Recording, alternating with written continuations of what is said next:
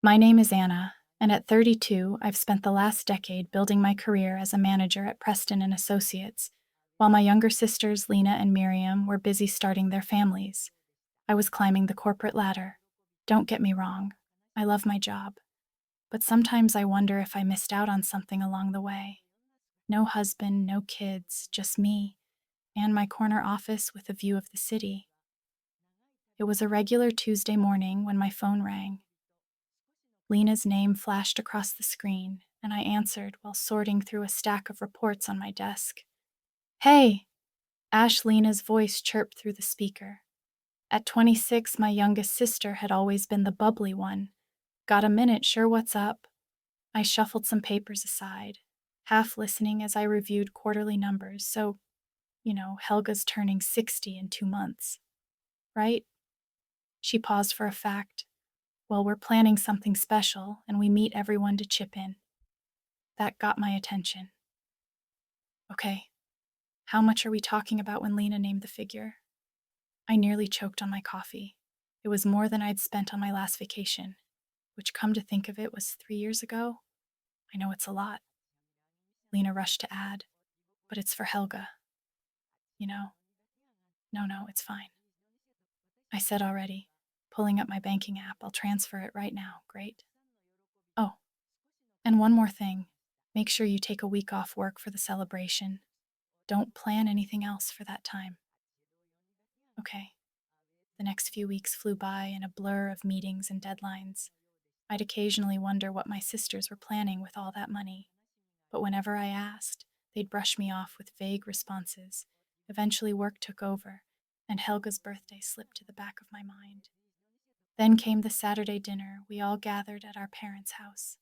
Helga and Gerhard, my sisters, Aunt Brigitte, and her kids, my cousins Marcus and Sabine.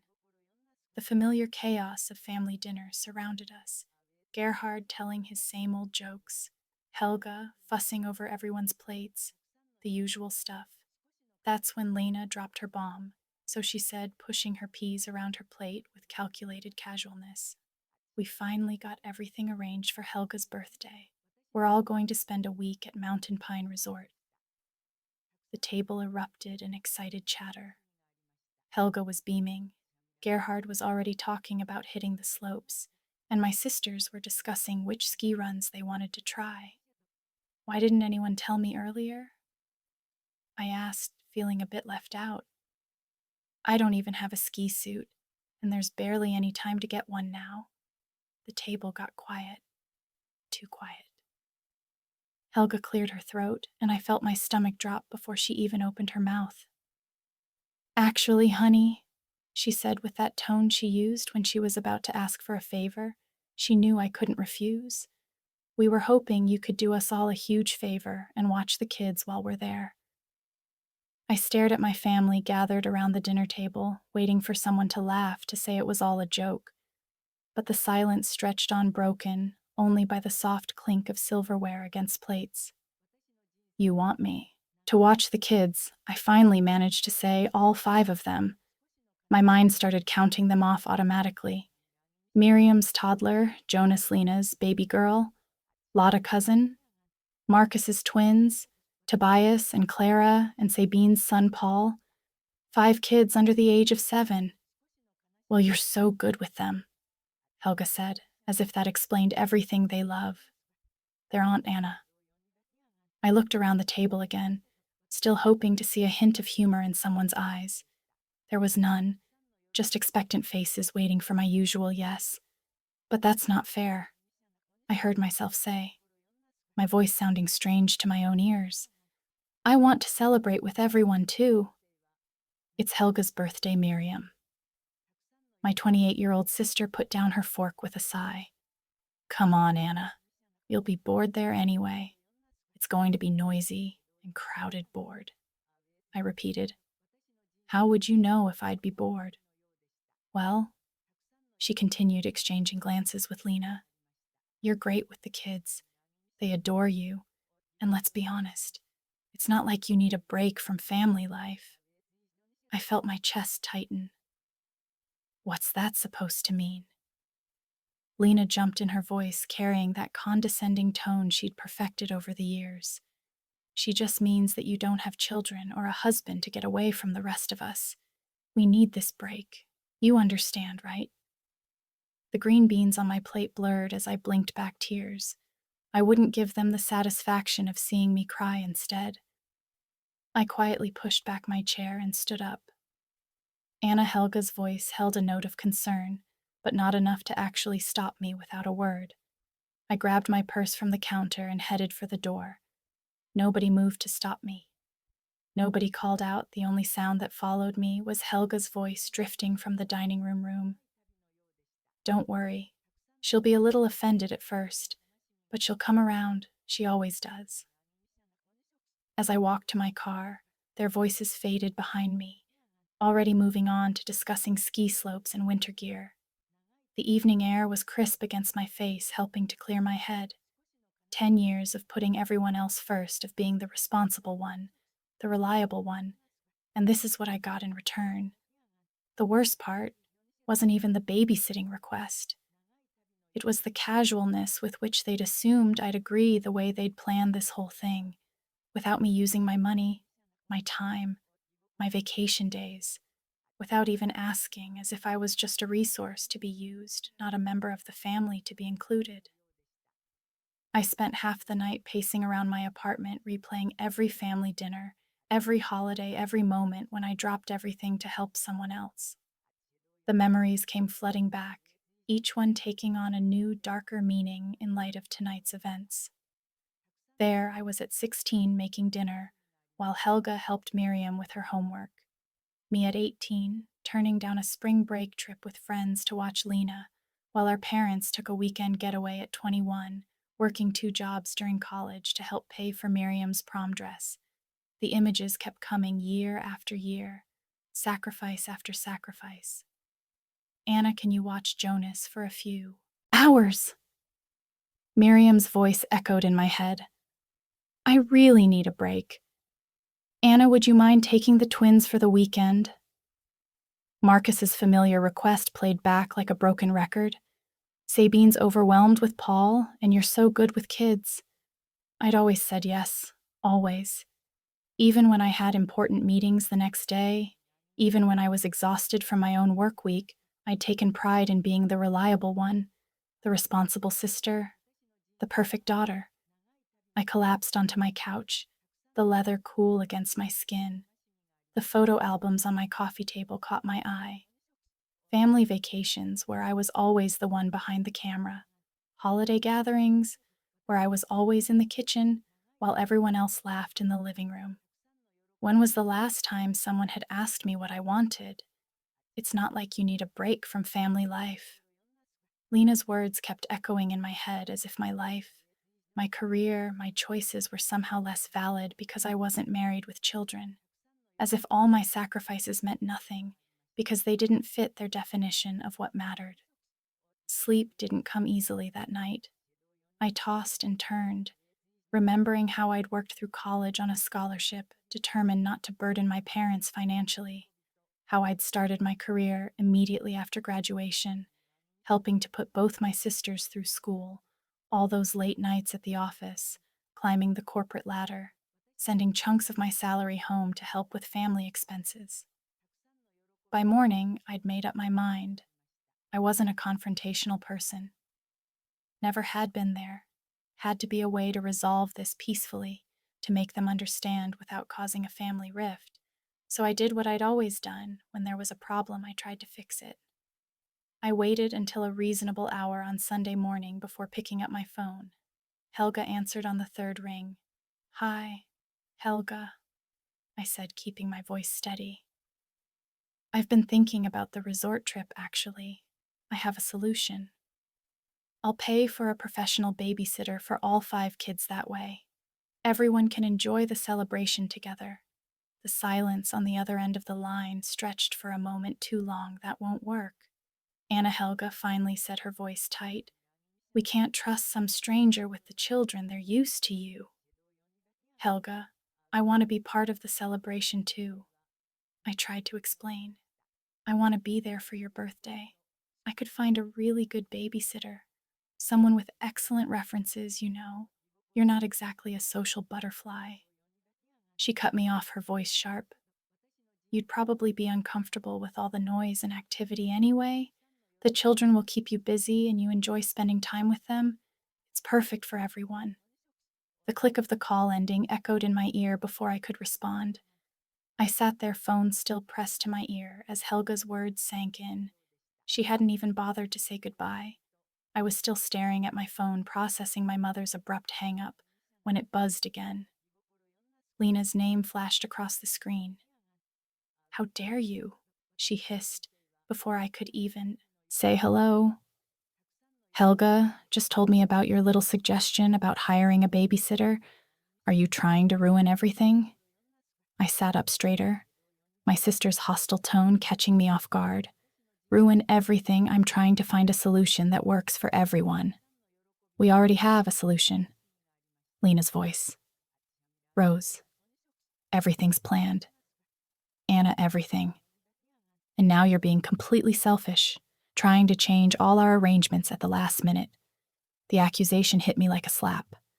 I'm being selfish. Yes, you are. We've been planning this for weeks. Everyone's excited, the resort is booked, the activities are scheduled, and now you want to throw a wrench in everything because you can't just do this one thing for the family. My hands started shaking. One thing? Are you serious? You know what? If you ruin this trip for everyone, if you spoil Helga's birthday celebration, don't bother talking to me again. I mean it, Anna. The line went dead. I sat there stunned by my baby sister's threat, when my phone buzzed with incoming messages, this time for Miriam. Family needs to stick together. Her first text read, "We all help each other out." Another message popped up. "Remember when I watered your flowers last year while you were at that conference?" And another, "You're good with the kids. They love you. Why can't you just forget about being resentful and think about what's best for the family?" My fingers flew AC across the keyboard as I replied, "A real family doesn't take advantage of each other. A real family respects each other's wishes and includes everyone in their plans. A real family doesn't manipulate and guilt trip each other." I watched the 3 dots appear and disappear several times, but no response came. That's when it hit me. The way they'd asked for money, without explaining what it was, for the careful way they told me to take time off work without mentioning the resort, the casual way they'd announced their plans at dinner, as if everything was already set in stone. They'd planned this all along while I was working late nights, while I was babysitting their kids, while I was being the perfect daughter and sister. They were secretly arranging this trip. They'd used my money, arranged my schedule, and planned to dump 5 children on me without so much as a conversation. And now that I wasn't playing along with their script, they were trying every manipulation tactic they could think of. Guilt threats, emotional blackmail to force me back into the box they'd created for me.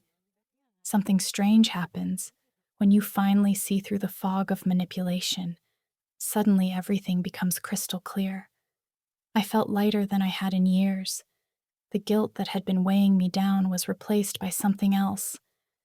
Determination. I opened my laptop and started searching within an hour. I had booked a beachfront hotel in Florida. Nothing too fancy, but it had a balcony overlooking the ocean and was within walking distance to everything I might need. I even splurged on a first-class plane ticket. After all, I had plenty of money since I wouldn't be skiing. The next few days at work were surprisingly peaceful. My family had stopped calling and texting. They probably thought I was home preparing for a week of childcare, maybe buying extra snacks and planning activities. The thought made me smile as I packed my beach clothes and new swimsuit. Taking a tropical vacation in the middle of winter? My colleague Katrin asked when she saw me checking the Florida weather forecast. "Sometimes you need to do something unexpected," I replied, surprised by how good it felt to say those words out loud the morning of my flight. I took one last look around my apartment. I'd cleaned everything meticulously, force of habit. I suppose the empty fridge, the properly locked windows, Everything in perfect order, just like always. Except this time, I wouldn't be here to answer any desperate phone calls for babysitting. As the plane took off, I switched off my phone and tucked it into my bag. No social media, no email, no family drama, just me, the beach, and a whole week of freedom. The Florida air hit me like a warm embrace when I stepped out of the airport.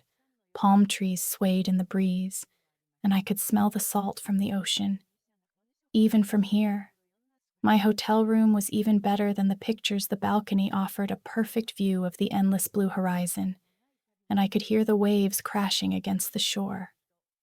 That first afternoon, I walked barefoot on the beach, letting the warm sand squeeze between my toes. When was the last time I'd done something like this? When was the last time I'd done anything just for me?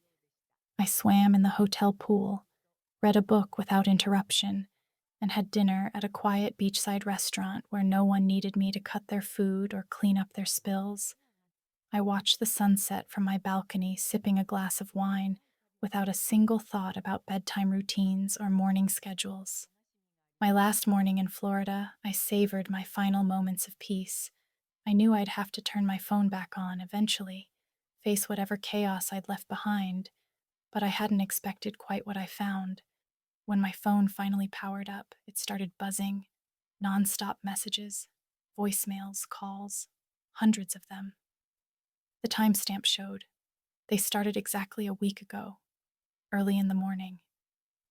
My hands trembled slightly as I began scrolling through them. The first messages were from Lena. "Where are you? We're outside your house." Then Miriam, "Anna opened the door. The kids are getting restless." Marcus, "Hey, we brought Tobias and Clara, like planned. Are you home?" Sabine, "Anna, what's going on?" Paul's asking for his A. As I read through the messages, I could picture the scene perfectly. My sisters and cousins standing outside my empty house with 5 confused children, their suitcases packed for the resort, their carefully laid plans crumbling around them. The tone of the messages changed quickly from confusion to panic. "Anna, this isn't funny. Where are you? Pick up your phone. What are we supposed to do with the kids? You can't just disappear like this." Then came the anger. Lena's messages turned nasty. "You selfish witch. How could you do this to us? Miriam wasn't much better. I can't believe you're this immature. Helga's birthday is ruined because of you." My Aunt Brigitte's messages made me wise. I'd never seen her use that kind of language before. "You ungrateful little. You've ruined everything. These children were counting on you." Helga's messages started later in the day. "I'm so disappointed, apt in you, Anna. I never thought you'd be this selfish after everything we've done for you." Gerhard, who rarely texted, had sent just one message. "Your mother is crying. I hope you're happy with yourself." The voicemails were worse. I could hear the anger, the disappointment, the accusations in their voices, messages from extended family members I hadn't talked to in months. Suddenly appeared, all of them condemning my behavior. "You've always been so reliable. How could you do this to your own family? Those poor children. You've ruined everything." I sat there in my peaceful hotel room, reading message after message, learning exactly what my family thought of me. When I finally stopped being their convenient solution, the words they used, the names they called me, the assumptions they made about my character, it was like meeting a whole new family, one that had been hiding behind fake smiles and casual requests for favors, without responding to any of them. I packed my bags and headed to the airport. It was time to go home, but I wasn't the same Anna who had left a week ago. That Anna might have apologized, might have felt guilty, might have tried to make it up to everyone, but that Anna was gone. I had just finished unpacking my beach clothes when I heard the aggressive pounding on my front door. Before I could even reach it, I heard a key turning in the lock, the emergency key I'd given Helga years ago, just in case they burst in like an angry storm. Helga leading the charge, Miriam and Lena flanking her sides, all of them red-faced and wild-eyed. The peaceful feeling I'd cultivated in Florida evaporated instantly. "Do you have any idea what you've done?" Lena screamed, stepping forward. "You ruined everything, everything." I stood my ground, watching them unleash their fury in my living room, the same living room where I'd babysat their children countless times, where I'd canceled my own plans to accommodate their emergencies, where I'd always been the reliable one. Marcus and John refused to stay with the kids. Miriam spat out, referring to their husbands. They both suddenly had important business to take care of. So Lena had to stay home with all 5 children while we went to the resort. She missed Helga's birthday because of you. The whole trip was ruined. Helga added her voice. Rising, nobody could enjoy themselves.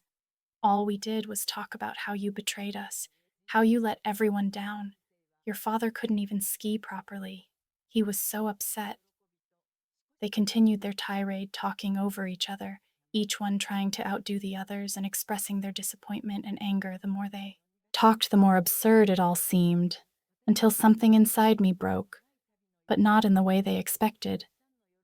I started laughing. The sound of laughter cut through their accusations like a knife. They stopped mid-sentence, staring at me as if I'd lost my mind. "What's so funny?" Helga demanded, her face flushing darker. What could possibly be funny about this situation? I wiped tears of laughter from my eyes. "Don't you see how ridiculous this is? Do you really not understand how absurd you all sound right now?" "Absurd?" Miriam sputtered. "What's absurd about you secretly planned this entire trip?" I interrupted, my laughter fading, but my voice steady. "You decided without asking me that I would watch your children. You took my money, told me to take time off work, and then just assumed I would fall in line with your plans. And now that everything fell apart because of your assumptions, you're here calling me the villain. But you've always helped before." Helga said, her voice smaller, now confused. "You've never said no." And that's exactly the problem. I cut in. Because I always helped, you started taking advantage of me. You stopped seeing me as a daughter or a sister and started seeing me as free childcare. You stopped considering my feelings, my plans, my life. "That's not true," Lena protested, but her voice lacked conviction, really. I raised an eyebrow. "Then why didn't you include me in the planning? Why didn't you ask me if I wanted to go to the resort? Why did you just assume I'd be happy to stay behind with 5 children while everyone else celebrated?" I watched their faces, hoping to see some recognition, some understanding of how they treated me. Instead, I saw their expressions. "Harden, you're being selfish," Helga said, her voice cold.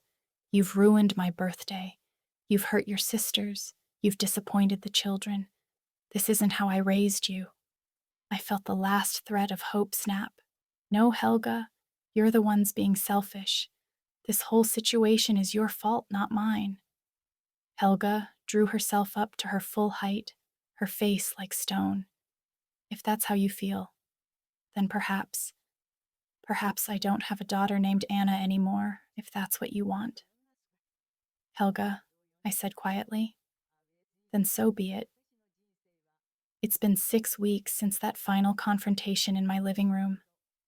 6 weeks of silence, broken only by the occasional notification when one of my family members makes another thinly veiled post on social media. "Some people only think about themselves," Helga wrote last week, followed by a dozen sympathetic comments from relatives and family friends who only know her version of the story. Family should always come first. Lena posted yesterday with a photo of her daughter. "So blessed to have people in my life who understand what that really means." Miriam's latest was a long paragraph about toxic people who destroy family bonds with their selfishness. She didn't tag me, of course, but everyone knew who she was talking about a few months ago. These posts would have devastated me. I would have spent hours crafting responses in my head, losing sleep over their words, wondering if maybe they were right. But now I just scroll past them sometimes with a small smile at how predictable they've become. I've changed my routine. Instead of spending my weekends on standby for emergency babysitting calls, I've joined a local book club. The first meeting felt strange, sitting in a coffee shop on a Saturday morning, knowing my phone wouldn't ring with a desperate plea from one of my sisters. Last week, I booked another vacation, a trip to Europe in the spring. I didn't have to check with anyone's schedule or make sure it wouldn't conflict with someone else's needs. I just saw a good deal and took it. Sometimes, in quiet moments, I think about my nieces and nephews. I miss them, but not the way they were used as weapons against me. I hope that someday when they're older, they'll understand. Maybe they'll even recognize the same patterns in their own lives and choose differently. I still have the emergency key Helga used that last day. I should probably mail it back, but something stops me each time I think about it. Maybe part of me hopes that one day they'll understand, that they'll see how their actions and expectations were unfair, how they took advantage of my love for them, that they'll realize family doesn't mean sacrificing yourself to meet everyone else's needs. But I'm not waiting for that day anymore. I'm not putting my life on hold, hoping for their approval or understanding for the first time in my life. I'm putting myself first, and it feels right. Yesterday, I deleted the family group chat from my phone. I didn't make an announcement about it or try to explain myself. I just quietly removed myself from one more obligation, one more source of stress. Some might call this selfishness. My family certainly does.